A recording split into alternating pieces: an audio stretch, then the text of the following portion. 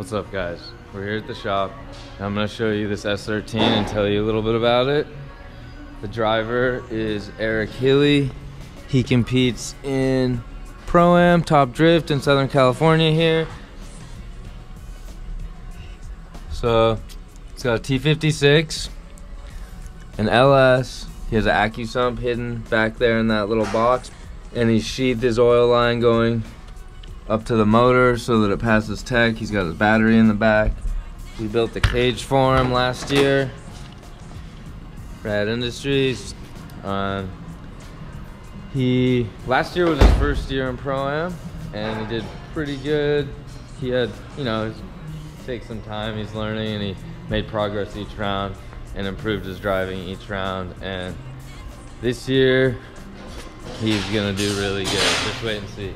Anyways, he's got LS3 stroked, so makes about 550 horsepower, 575 horsepower. It's E85 on the LS here with headers. I think he has a cam, and then he tuned it. We didn't do any of that part for him. We did the cage, and then we have cut the front of his car off. Unfortunately, I did not video as we cut, but I can show you where we cut, and then I can tell you why we cut so much, or if you're thinking cut so little, I'll tell you why, and then show you how we're gonna do the tubes in the front and what they're gonna be there for.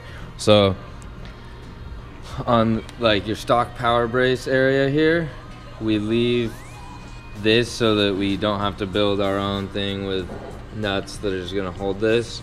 And then we measured how far it is from the ground with like the ride height and everything before we cut it, because sometimes the way the suspension's set up, when you cut that, because it's normally connected here, it'll want to like pull up a little bit, and then if you were to just weld it all back in to the structure with it up, then the car's not going to feel the same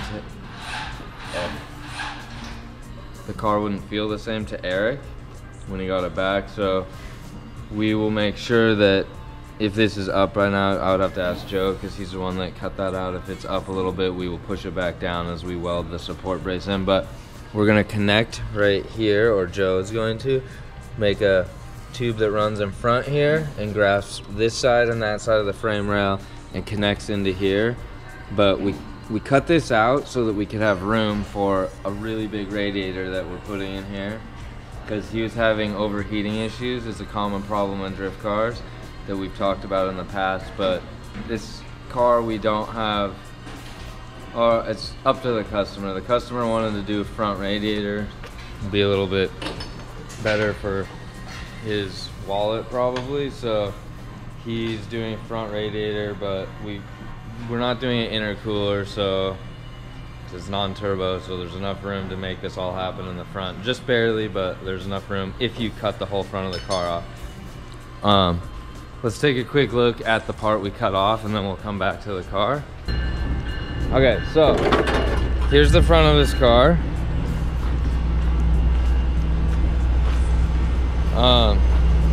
Ooh, a train, wow.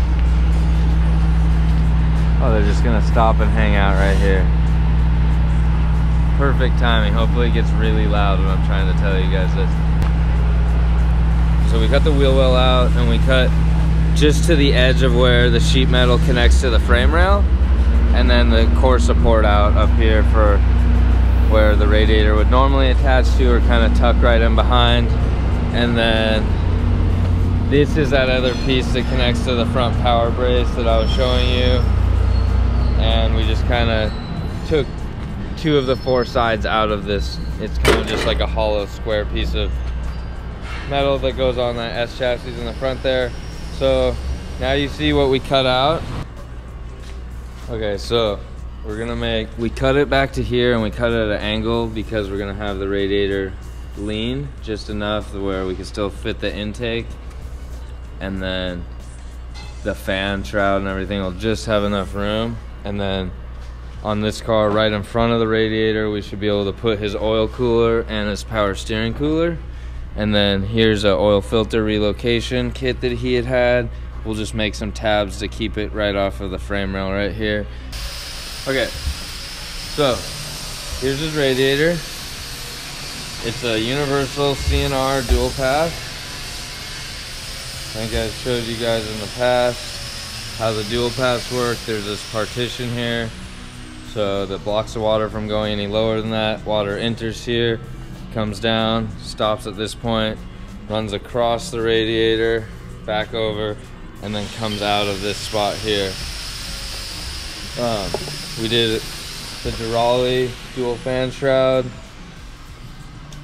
with the 13-inch fans. This kit will cool easily 1,000 horsepower, no problem.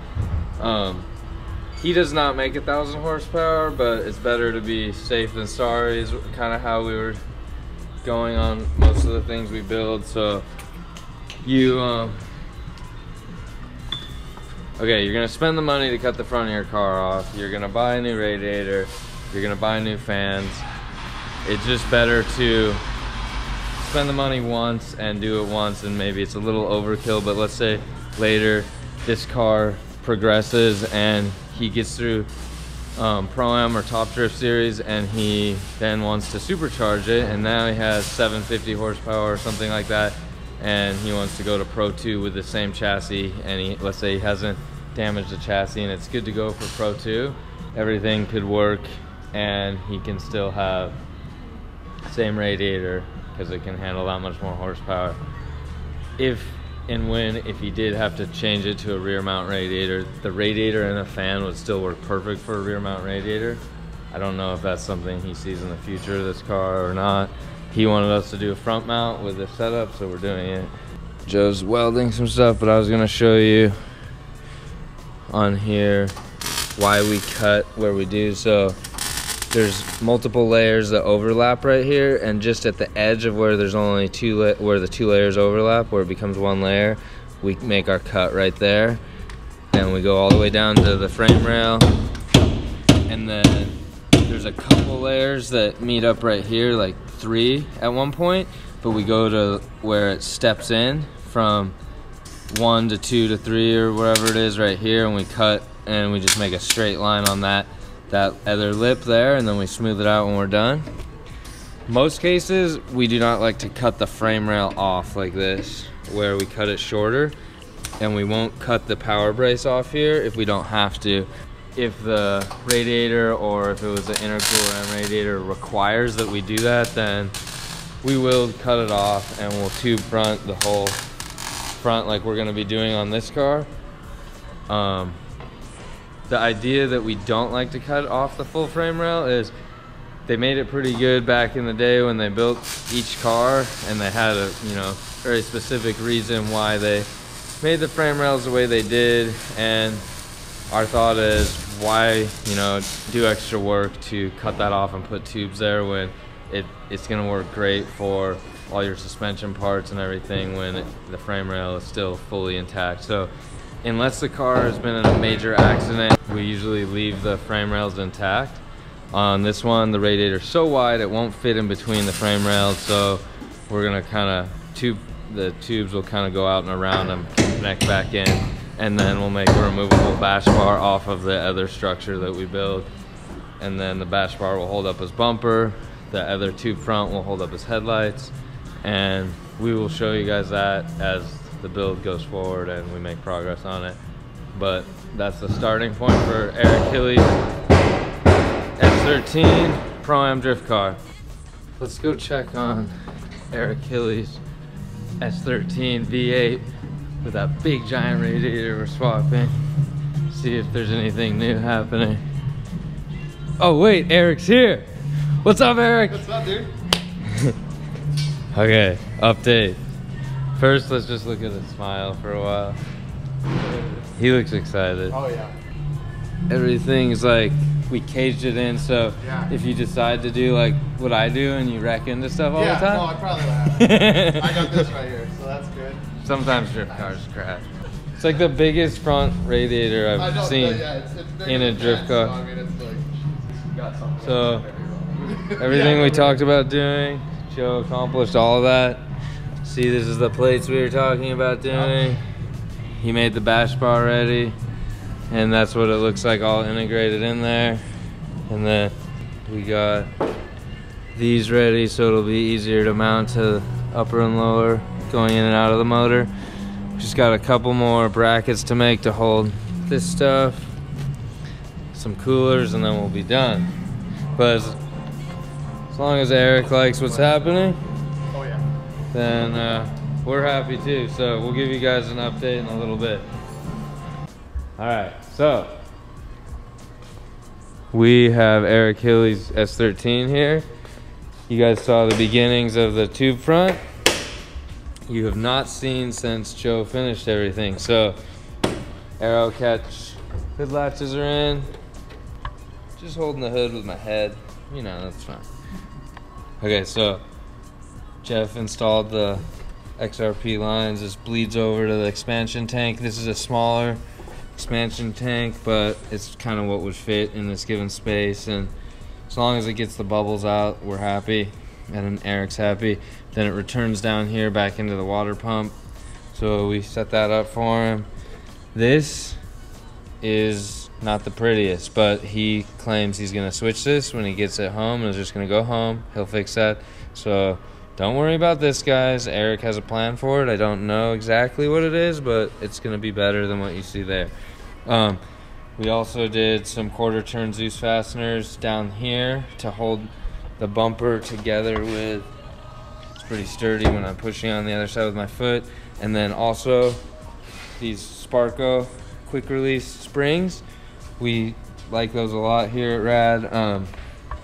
Those springs are super convenient for when, like, let's say you need to get on and off a trailer.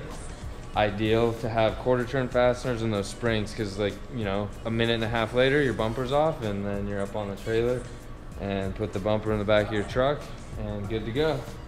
So I think I kind of showed you guys everything else. We made a little tab down there to make this intake from shaking too much. Before it was just kind of hanging out, and that was no bueno, so fix that. Power steering cooler is right behind, if you can see it. I don't think you can see that. It's down in there behind this. You guys see it? No? Okay. Well, power steering cooler is down there. Oil cooler is right here. And a little bit of it you can see right here. And then this is the tube front. So overall, we're all happy with it, and Eric seemed really happy with it. So this is a completed project for Eric. The next time you guys will see this car, I'm assuming, would be at Top Drift Round 1. I'll have some footage going, or maybe Jeff will, and then you'll get to see it in action. So we are happy to work on that car, and he's a happy customer, so it's always exciting. Hope you guys like that. If you have any questions, let me know what question it is you have, or why we did it the way we did it. Each tube front turns out different depending on the motor, the coolers, all that stuff, so that's why this one came out this way. But let me know what you guys think. Alright, so Eric is picking up his car right now.